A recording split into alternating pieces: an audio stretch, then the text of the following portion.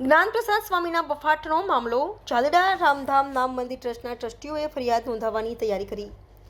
રાજકોટના પ્રદ્યુમન નગર પોલીસ મથકમાં મોટી સંખ્યામાં ટ્રસ્ટી મંડળના લોકો પહોંચ્યા. અમારી એક જ માંગ છે કે બફાટ કરનાર સ્વામી જલારામ બાપાને વીરપુર ગામ જઈને માથું ટેકવી અને માફી માંગે.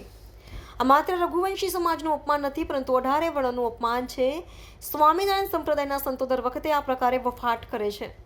હિન્દુ દેવી દેવતાઓને વારંવાર બદનામ કરે છે. આવા સ્વામી વિરુદ્ધ કાર્યવાહી કરવી જોઈએ. આગામી સમયમાં અમે સ્વામિનારાયણ મંદિરોમાંથી હિન્દુ દેવી દેવતાઓની મૂર્તિઓ હટાવીશું. રિપોર્ટર ભરત ભડવા સાથે રોહિત પોજાણી, રાજકોટ. નમસ્કાર મિત્રો, હું ફિરોઝ ઈરાની. આજે તમને એક નવી વાત કરવા આવ્યો છું. દીવ મિરર ન્યૂઝ જોતા રહો, સબસ્ક્રાઇબ કરવાનું ભૂલતા નહીં અને શેર કરવાનું પણ ભૂલતા નહીં. સત્યની સાથે જોડાતા રહો. નમસ્તે મિત્રો, હું છું ચાંદની પરમાર.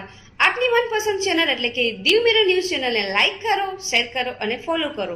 અને હા, તેમાં દરરોજ તાજા સમાચાર જોવાનું ભૂલશો નહીં. દીવ મિરર ન્યૂઝ દરરોજ લાઈવ અપડેટ. ગુજરાત રાજ્ય, દેશ, દુનિયાના તમામ બ્રેકિંગ સમાચારો નિહાળો દીવ મિરર ન્યૂઝ ચેનલ પર.